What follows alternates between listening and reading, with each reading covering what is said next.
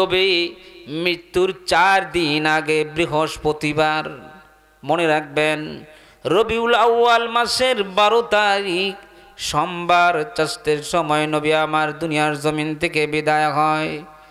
তার 4 দিন আগে বৃহস্পতিবার মাগরিবের নামাজ হলো বিশ্ব নবীর জীবনের শেষ নামাজ। ওইটা ছিল নবীজির জীবনের শেষ নামাজের ইমামতি। মাগরিবের নামাজে নবীজি দাঁড়ায় গেলেন, সূরা মুরসালাত তিনি তিলাওয়াত করলেন, সাহাবায়ে কেরামরা নামাজ পড়লেন। নবীজি আমার নামাজ শেষ করে হুজরায় চলে গেল, ঘরের ভিতর নবীজি চলে গেলেন। ও মুসলমান ভাইরা আমার, ও বন্ধুরা আমার, শরীরটা আস্তে আস্তে ক্লান্ত হয়ে আসলো, মাথা ব্যথা শুরু হয়ে গেল। এত ভীষণ মাথা ব্যথা, এত প্রচণ্ড মাথা ব্যথা শুরু হয়ে গেল। এশার আজান দিলেন হযরতে বেলাল, এশার আজান দিয়ে দিলেন। আবু বকর, ওমর, উসমান, আলী, অসংখ্য সাহাবায়ে কেরাম সকলে নবীজির পিছনে এশার নামাজ আদায় করার জন্য সকলে মসজিদে এসে উপস্থিত হয়ে গেলেন। সবাই দাঁড়ায় আছে অপেক্ষমান, হাবিব আমার বিশ্ব নবী কখন মসজিদে আসবেন। সবাই অপেক্ষমান। কি মনে করেন, একজন ইমাম সাহেবের যদি তিলাওয়াত সুন্দর হয় তাহলে দেখবেন অনেক মানুষ তার পিছনে নামাজ পড়ার জন্য অপেক্ষা করে।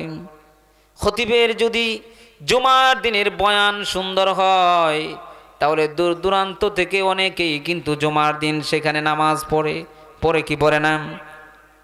বিশ্ব নবী কোরআন তিলাওয়াত করলে কত না মজা হতো, বয়ান করার মতন ভাষা আমাদের নাই। বিশ্ব নবী যদি কোরআন তেলাওয়াত করে মনে হবে আল্লাহ পাক রব্বুল আলামিন, আল্লাহ পাক রব্বুল আলামিন আরশ আজিম থেকে বিশ্ব নবীর পাক জবান দিয়া পবিত্র কোরআনুল কারীম এমন ভাবে পঠন করে দিয়েছেন, যেই শুনবে তার কলিজার মধ্যে গেঁথে যাবে। নবীজির তেলাওয়াত শুনে হাজারো হাজার কাফের বেঈমানরা ঈমান এনেছে, সুবহানাল্লাহ। বিশ্ব নবীর পিছনে নামাজ পড়বেন সাহাবারা অপেক্ষমান। ও মুসলমান ভাইরা আমার, বন্ধুরা আমার, সময় চলে যাচ্ছে, আল্লাহ রসুল হুজরা থেকে বের হয় না।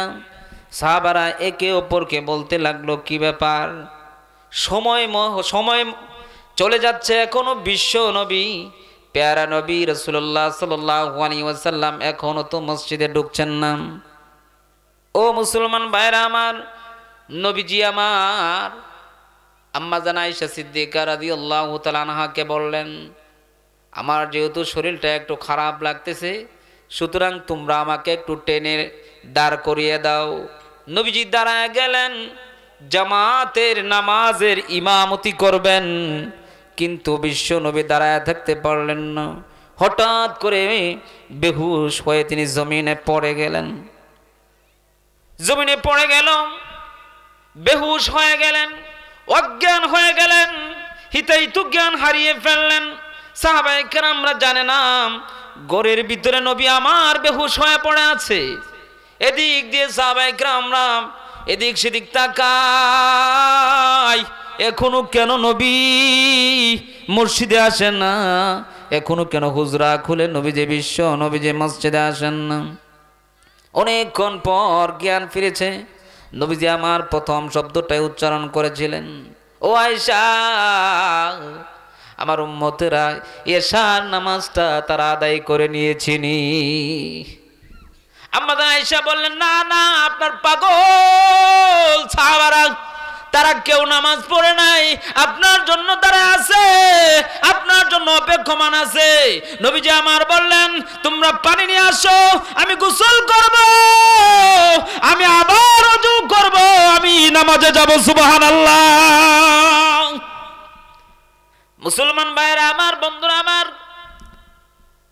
আল্লাহর রাসূলকে গোসল করানো হলো, তিনি আবার ওযু করলেন, গোসল করলেন।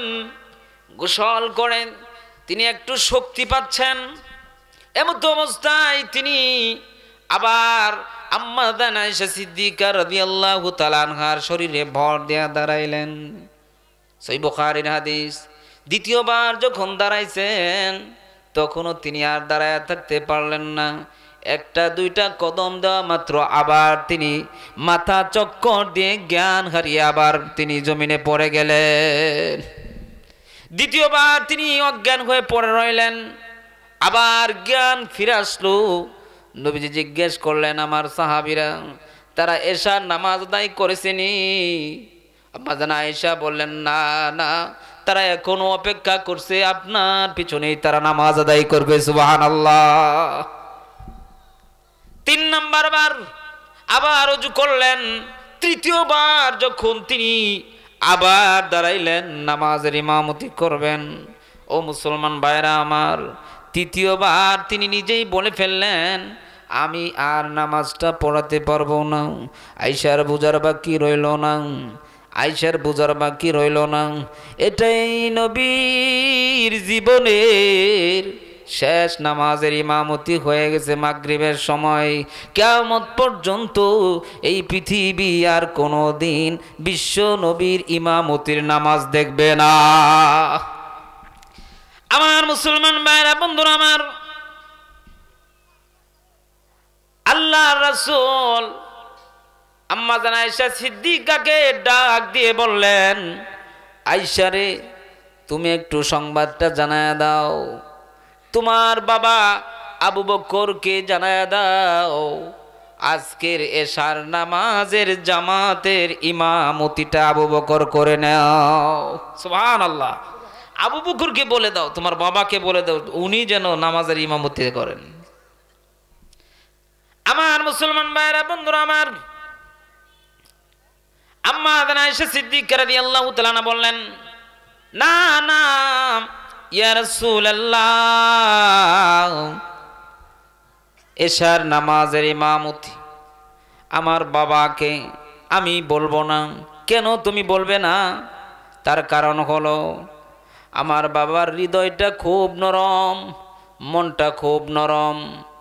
আপনি যেই নামাজে যেইখানে মুসাল্লায় দাঁড়ায়া নামাজ আদায় করেছেন সেইখানে আমার বাবা দাঁড়ায়া নামাজের ইমামতি শেষ করতে পারবে না।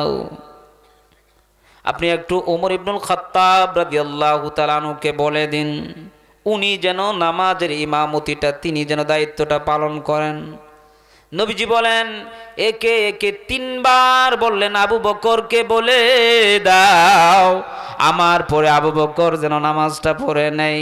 কারণ পৃথিবীর মানুষ তোমরা জেনে নাও বিশ্ব নবীর বর্তমান উপস্থিতিতে আবু বকর ইমামতি করে, তার মানে নবী দুনিয়ার জমিন থেকে বিদায় হওয়ার পর এই ইলমে নবুয়তের কাজ, ইসলামী খেলাফতের কাজ, মুসলিম জাহানের খলিফা হবেন বিশ্ব নবীর প্রতিনিধি আবু বকর। চিল্লায় বলুন সুবহানাল্লাহ। অথচ শিয়ারা কি কথা বলেন সেদিকে যাব না। ও মুসলমান ভাইরা আমার, আবু বকর নামাজ পড়াইলেন একাধারে।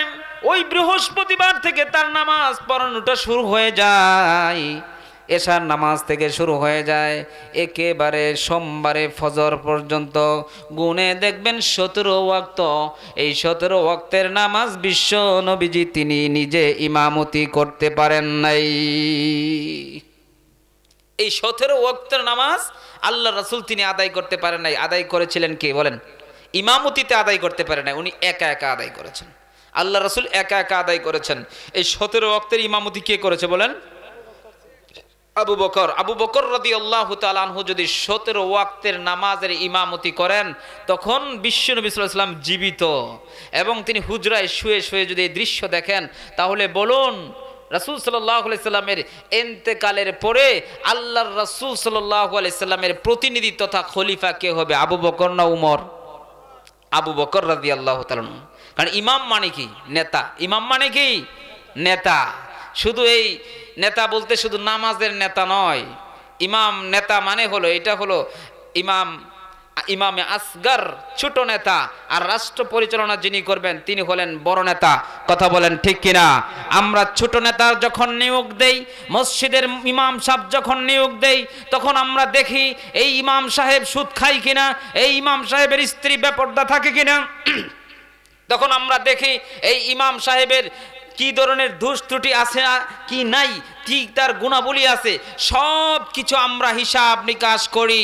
কিন্তু আমরা যখন রাষ্ট্রের বড় ইমাম, আমরা যখন ভোটে নির্বাচন করি, আমরা যখন রাষ্ট্রের বড় ইমাম নিয়োগ দেই, তখন তো আমরা দেখি না যে ইনি রাষ্ট্রপ্রধান যিনি হবেন তিনি নামাজ পড়েন কিনা, তিনি বেপরদা চলেন কিনা, তিনি ইসলামের অনুশাসন মানেন কিনা। কথা বলেন ঠিক কিনা? আপনি মসজিদের ইমাম নিয়োগের ক্ষেত্রে আপনি এতটাই কড়াকড়ি আইন করেছেন, ইমাম সাহেব সিগারেট খেতে পারবেন না, ইমাম সাহেব তিনি এদিক সেদিক অমুক বাড়ি তমুক বাড়িতে যেতে পারবেন না, অমুক নারীর সঙ্গে কথা বলতে পারবেন না। মিয়া এটা তো ছোট ইমামতি, এর চেয়ে বড় ইমামতি হলো রাষ্ট্র পরিচালনা। রাষ্ট্র পরিচালনার ক্ষেত্রে আপনি তো মদ্যপায়ী এবং জালেম স্বৈর শাসককে ভোটে নির্বাচিত করেন। কথা বলে ঠিক না? আপনার জন্য অপেক্ষা করছে জুলুম ও অত্যাচার। আল কোরআনের আলো সংসদে জালো।